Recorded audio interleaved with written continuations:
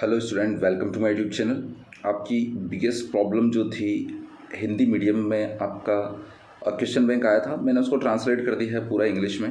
तो पहले दो वीडियोस जो है वो देख लीजिए अगर नहीं देखे हैं तो। उसमें first to third first part में और फोर्थ और फिफ्थ जो है वो लेसन यूनिट जो है वो सेकंड पार्ट में मैंने डिस्कस करी है। अभी जो बाकी की बची हुई यूनिट्स है उसको इस वीडियो में डिस्कस करेंगे। स्टाफिंग, इसमें सबसे पहले MCQs है, ठीक है, 5 MCQs है। सबसे पहला, employment exchange is a source of recruitment. Employment exchange जो है वो किस तरह का सोर्स है रिक्रूटमेंट का, इंटरनल एक्सटर्नल या इंटरनल एंड एक्सटर्नल बोथ है या कोई नहीं है। ट्रेनिंग, एम्फेसिस ऑन, ट्रेनिंग किस पर जोर देती है, थ्योरेटिकल नॉलेज पर, जनरल नॉलेज पर, ऑल अराउंड नॉलेज पर या बिजनेस नॉलेज पर। स्टाफिंग क्या है, प्लान करना, टू कंट्रोल करना, डायरेक्ट करना या to put the personnel at work या व्यक्तियों को काम पर लगाना। Which one of the following is not a source of recruitment. नीचे दिए गए जो बिंदु है उसमें से कौन सा जो है रिक्रूटमेंट का सोर्स नहीं है। यूनिवर्सिटीज़ नहीं है, लेबर कॉन्ट्रैक्टर्स नहीं है, टेक्निकल इंस्टीट्यूशंस या मैनेजमेंट इंस्टीट्यूशंस। फिफ्थ है, which kind of source is promotion. Promotion किस तरह का सोर्स है, यानी कि इंटरनल जो प्रमोशन होता है वो किस तरह का सोर्स है, एक्सटर्नल है, इंटरनल है या इंटरनल एक्सटर्नल बोथ है या कोई नहीं है। उसके बाद फिल इन द ब्लैंक से 4, to divide the candidates into eligible and ineligible is called, यानी कि कैंडिडेट्स जो आते हैं उनको एलिजिबल और इनएलिजिबल डिक्लेयर करने के लिए, है ना, डिवाइड करने के लिए दो ग्रुप में प्रोसेस क्या कहलाती है। After recruitment process takes place, recruitment के बाद कौन सी प्रोसेस आती है। उसके बाद है, job rotation method of training is mostly popular in, यानी कि जॉब रोटेशन जो मेथड है वो कौन से फील्ड में या कौन से सेक्टर में सबसे ज़्यादा पॉपुलर है।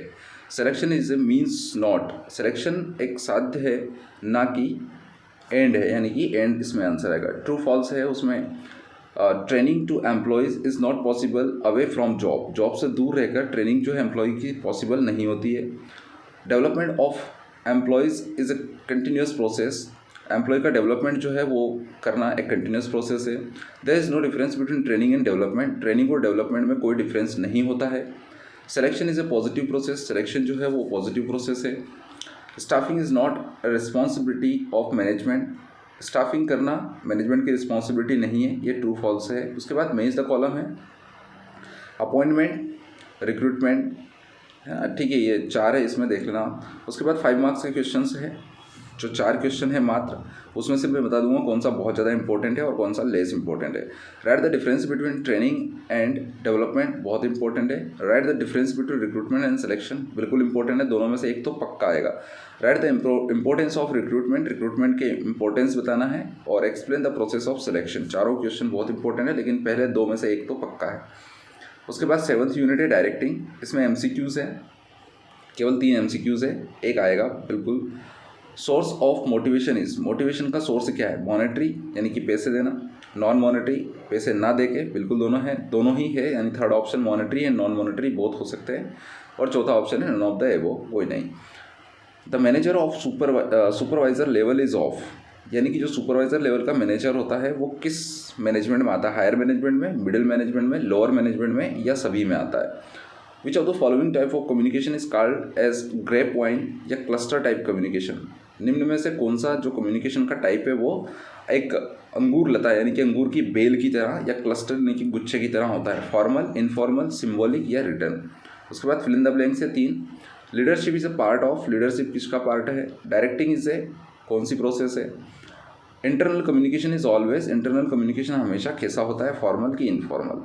वन वर्ड सब्स्टिट्यूट्स, यानी कि वन वर्ड के आंसर से, how many elements of directing are there, या वन सेंटेंस भी हो सकता है, ठीक है। डायरेक्टिंग के कितने एलिमेंट्स होते हैं वो लिखना है। Who are supervised in an organisation, एक ऑर्गेनाइजेशन में किसके ऊपर सुपरवाइजन किया जाता है, यानी कि किसको सुपरवाइज किया जाता है। By whom is the work of supervision is done, supervision का काम किसके द्वारा किया जाता है। Which is the direction of downward communication, downward communication की डायरेक्शन, दिशा क्या होती है। 30 वर्ड्स के क्वेश्चंस है जो कि 2 मार्क्स के होते हैं। What is meant by motivation, बिल्कुल इंपॉर्टेंट है। What is meant by supervision का क्या अर्थ है, ये भी इंपॉर्टेंट है। What is mean by directing, direction का क्या अर्थ है। What is meant by leadership, leadership का क्या अर्थ है, चारों बहुत इंपॉर्टेंट है। 2 एग्जाम्पल्स लिखना है मॉनेटरी मोटिवेशन का, बिल्कुल इंपॉर्टेंट है। Right any 2 examples of non monetary motivation, non monetary motivation के 2 एग्जाम्पल लिखना है, इंपॉर्टेंट है, सारे क्वेश्चन इंपॉर्टेंट है। यानी कि what is formal communication, formal communication क्या है, what is informal communication, informal communication क्या है, ये भी इंपॉर्टेंट है। 75 वर्ड्स में आंसर देना है, 3 मार्क्स के क्वेश्चन है। Write the difference between formal and informal communication, formal और इनफॉर्मल कम्युनिकेशन में अंतर बताना है। Write the characteristics of a good leader, एक अच्छे लीडर के कैरेक्टरिस्टिक्स बताना है। Write the difference between monetary and non monetary motivation, दोनों में अंतर बताना है। Write the main elements of directing से मेन एलिमेंट्स बताना है। Write the elements of communication के एलिमेंट्स बताना है। Write the importance of supervision का महत्व बताना है। और right the principle of directing के सिद्धांतों को बताना है। उसके बाद कंट्रोलिंग 8th लेशन आ जाता है। ट्रू और फॉल्स है इसमें। Deviation is always negative, deviation हमेशा नेगेटिव होता है। Actual performance is compared with standard performance, यानी कि जो वास्तविक परफॉर्मेंस है उसकी तुलना हमेशा स्टैंडर्ड परफॉर्मेंस से की जाती है। Budgets are not based on future forecasting या प्रिडिक्शन, दोनों ही वर्ड जो है वो चेंज हो सकते हैं, फोरकास्टिंग आ सकता है या प्रिडिक्शन आ सकता है। By controlling discipline is establish, controlling के द्वारा ही डिसिप्लिन का स्थापना होती है। इसके बाद मैच द कॉलम है। मैच द कॉलम देख लीजिए, 5 है, ठीक है, मैच करके देख लीजिए। 1 वर्ड वाले आंसर्स देने वाले हैं, 1 वर्ड या 1 सेंटेंस में 4 है। Which function of management is controlling, controlling जो है मैनेजमेंट का कौन सा कार्य है ये बताना है, ठीक है। व्हाट इज़ मतलब प्राइमरी है कि सेकेंडरी है ना। What is called deviation, deviation किसे कहते हैं ये बताना है एक सेंटेंस में। Which kind of control is helpful in maintaining the supply of raw material की सप्लाई को मेंटेन करने के लिए कौन सा कंट्रोल जरूरी है, कौन सा कंट्रोलिंग ज़रूरी है। कॉस्ट कंट्रोलिंग है ना, ज़रूरी होता है। Which process helps two point out weakness और एरर्स, त्रुटियों को ढूंढने के लिए कौन सी प्रोसेस हेल्पफुल होती है।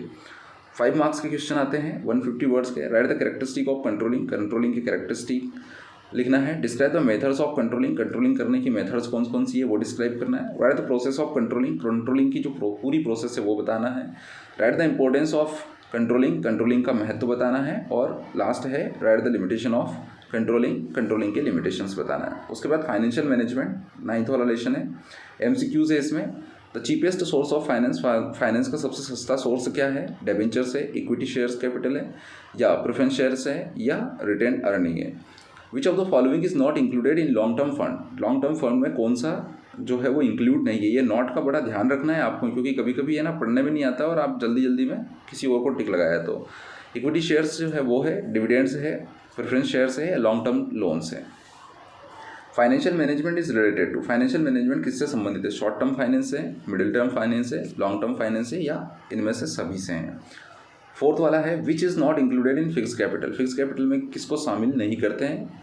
मशीनरी को, बिल्डिंग को, फर्नीचर को, ऑब्वियसली तीनों को करते हैं, डेब्टर्स को नहीं करते हैं। उसके बाद 1 वर्ड या 1 सेंटेंस में आंसर है। What is called life blood of finance, sorry यहाँ पर फाइनेंस लिखा गया है, ये एक्चुअली क्वेश्चन है। What is called life blood of organisation, तो फाइनेंस जो है वो आंसर होगा। What are the main sources of acquiring fix capital, fix capital हासिल करने के या फिक्स कैपिटल को जुटाने के सबसे मेन सोर्स क्या क्या है। What is the minimum duration for long term financial planning, long term financial planning कम से कम कितने समय के लिए होती है। What is called the sum total of current asset, current assets का सम टोटल जो होता है वो क्या होता है, क्या कहलाता है। What is the maximum duration of short term financial planning, short term के लिए जो फाइनेंशियल प्लानिंग करते हैं उसकी ज़्यादा से ज़्यादा कितनी ड्यूरेशन होना चाहिए, कितना टाइम होना चाहिए। 4 मार्क्स के क्वेश्चन आते हैं, इसमें से 120 वर्ड्स में आपको आंसर लिखना है। ऑब्जेक्टिव्स लिखना है पहले वाले में फाइनेंशियल प्लानिंग के, दूसरे वाले में फैक्टर्स जो कि फिक्स कैपिटल को इफेक्ट करते हैं वो लिखना है, बहुत इंपॉर्टेंट क्वेश्चन है ये। उसके बाद factors determining working capital, working capital किन आधारों पर निश्चित होती है ये भी बहुत इंपॉर्टेंट है। Write the main sources of fix capital, fix capital के मुख्य सोर्सेस लिखना है। Write the difference between fix capital and working capital, बहुत इंपॉर्टेंट है, दोनों में अंतर बताना है। 10th वाला है capital market. Who control money market in India, money market को इंडिया में कौन कंट्रोल करता है। Finance department, RBI, financial institution, या सेबी। 2nd वाला है in which year SEBI was established, SEBI जो है किस साल में इस्टेब्लिश हुई थी। 1988, 1990, 1991 या 1992 में। In which year the National Stock Exchange of India, ठीक है, इसका शॉर्ट में NSEIB होता है, वॉज स्टैब्लिश्ड, ये कौन से साल में इस्टेब्लिश हुई था। 1990 में, 91 में, 92 या 93 में। कैपिटल मार्केट से रिलेटेड टू, कैपिटल मार्केट किससे संबंधित है। गवर्नमेंट सिक्योरिटीज से, बॉन्ड्स से, शेयर्स एंड डिबेंचर्स से, या ऑल ऑफ द एबो, या सभी से। Transaction takes place in primary market. Primary market में किस तरह के ट्रांजेक्शन्स जो है होते हैं, न्यू सिक्योरिटीज़ के ऊपर, ओल्ड या प्री इशूड सिक्योरिटीज़ पर, ओल्ड और प्री इशूड शेयर्स पर, या नन ऑफ द एबो, इनमें से कोई नहीं। तो प्राइमरी मार्केट में न्यू सिक्योरिटीज़ होती है। Fill in the blanks. Headquarter of National Stock Exchange of India is situated in, कौन से शहर में, ये लिखना है। Securities are regulated by, securities जो है वो किसके द्वारा नियमन उनका होता है। Market related to short term finance is called, short term finance से रिलेटेड जो मार्केट होता है उसको क्या कहते हैं। टोटल कितनी एक्सचेंजेस जो है वो इंडिया में वर्क करती है। वन वर्ड या वन सेंटेंस में आंसर है। Which is the largest exchange of India, India की सबसे बड़ी एक्सचेंज कौन सी है, उसका नाम लिखना है। In which market buying and selling of long term securities take place, यानी कि किस मार्केट में लॉन्ग टर्म के लिए जो फंड जुटाने के लिए सिक्योरिटीज़ जो है उनकी बाइंग और सेलिंग होती है, उसका मार्केट का नाम लिखना है। Which instrument is issued on discount, कौन सा इंस्ट्रूमेंट है जो कि डिस्काउंट पर इशू किया जा सकता है। Who list the securities, securities को लिस्टेड कौन करता है। मेज द कॉलम है, देख लीजिए 4 है केवल। उसके बाद 4 मार्क्स के क्वेश्चन हैं, 120 वर्ड्स में आंसर देना है। Write the functions of SEBI, SEBI के कार्य लिखना है। Write the difference between primary market and secondary market, बहुत इंपॉर्टेंट है।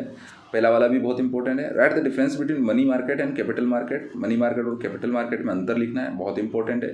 Write the functions of stock exchange, stock exchange के कार्य लिखना है। Write the functions of finance market, finance market के कार्य लिखना है। Write the importance of capital market, बहुत इंपॉर्टेंट है, कैपिटल मार्केट के महत्व को लिखना है।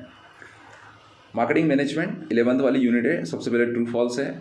Product is an element of marketing mix, product जो है मार्केटिंग मिक्स का एक एलिमेंट है। There is no difference between sales and marketing, sales और मार्केटिंग में कोई अंतर नहीं है, सही है गलत बताना है। Consumer satisfaction is the modern approach of marketing, marketing की मॉडर्न अप्रोच क्या है, कंज्यूमर का सेटिस्फेक्शन, बिल्कुल सही है। Identity of product becomes easy by branding, branding करने से प्रोडक्ट की पहचान जो है वो आसानी से की जा सकती है, बिल्कुल सही है। Registration is compulsory for trademark, बिल्कुल सही है, ट्रेडमार्क के लिए रजिस्ट्रेशन जरूरी है, होता है, ब्रांडिंग के लिए नहीं होता है। फिल इन द ब्लैंक्स, ये भी 4 है। Labelling is not useful for people, labelling किस तरह की लेबलिंग जो है वो लोगों के लिए यूजफुल नहीं है, ये बताना है। Good packaging of good help in, goods की अच्छी पैकेजिंग किस चीज़ में मदद करती है। मार्केटिंग इज़ ओरिएंटेड प्रोसेस, कौन से क्या हासिल करने की प्रोसेस है। Consumer are attracted by, consumer किस चीज़ से अट्रैक्ट होते हैं। उसके बाद 4 मार्क्स की क्वेश्चन है, ठीक है, 8 क्वेश्चन है, मैं बता देता हूँ कौन से बहुत ज़्यादा इंपॉर्टेंट है। Write the elements of marketing mix, marketing mix के एलिमेंट्स को डिस्कस करना है। Write the functions of packaging, packaging के फंक्शन को आपको बताना है। तो पहला वाला जो है वो बहुत इंपॉर्टेंट है। थर्ड वाला, write the advantages of advertisement, advertisement के एडवांटेजेस बताना है, इंपॉर्टेंट है। Write the qualities of a good leader, good leader की क्वालिटीज़ बताना है, बहुत इंपॉर्टेंट है। Write the techniques of sales promotion, sales promotion की टेक्निक्स बताना है। Write the difference between advertisement and sales promotion, बहुत इंपॉर्टेंट है। Write the difference between branding and trademark, branding और ट्रेडमार्क में अंतर, ये भी बहुत इंपॉर्टेंट है। राइट द मेन और प्राइमरी फंक्शन ऑफ मार्केटिंग, ये भी इंपॉर्टेंट है। उसके बाद लास्ट वाला लेसन बताया कंज्यूमर प्रोटेक्शन, इसमें 3 मार्क्स, इसमें कोई ऑब्जेक्टिव नहीं आता है, 3 मार्क्स के क्वेश्चंस आते हैं 75 वर्ड्स में। What are the rights of consumer, consumer के अधिकार क्या है। Write the means of consumer protection, sorry यहाँ पर कुछ गलत हो गया है, इसको मैं करेक्ट करता हूँ। Right the means of consumer protection, consumer protection के साधन को बताना है कि किस तरह से किया जा सकता है। थर्ड क्वेश्चन है, what are the problems of consumers, consumers की प्रॉब्लम्स क्या क्या है वो बताना है। What are the responsibilities of a consumer, consumer की रिस्पॉन्सिबिलिटीज़ बताना है। Write the characteristics of consumer protection act, consumer protection act के कैरेक्टरिस्टिक्स बताना है। Write the objectives of consumer, consumer protection act के ऑब्जेक्टिव उद्देश्य बताना है। Write the various levels of consumer, consumer के अलग अलग लेवलों को बताना है। Explain the consumer protection act, consumer protection act को पूरा डिटेल में एक्सप्लेन करना है, ठीक है। अभी आपको कैसे ये PDF मिल जाएगा, इसके लिए मैं व्हाट्सअप नंबर छोड़ दे रहा हूँ अपना लास्ट में, इस पर आप मैसेज करिए अपने नाम के साथ और आप बता दीजिए कि मुझे BST का चाहिए, ठीक है। मैं आपको व्हाट्सअप करके इसका जो अवेलेबल है मेरे पास, ये इंग्लिश में आपको अवेलेबल करवा दूँगा। आज के इस वीडियो में इतना ही, थैंक यू वेरी मच।